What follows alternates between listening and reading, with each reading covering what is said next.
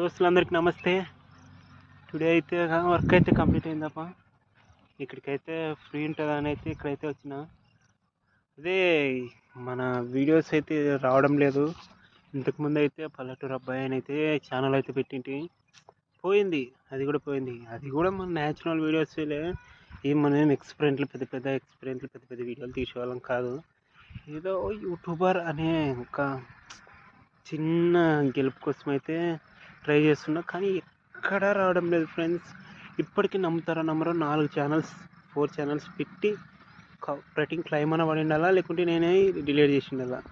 అందులో 3 కాపరేటింగ్ క్లైమ్ పడింది, నేనే తీసేసిన. ఇదైతే కొత్తది స్టార్ట్ చేసిన.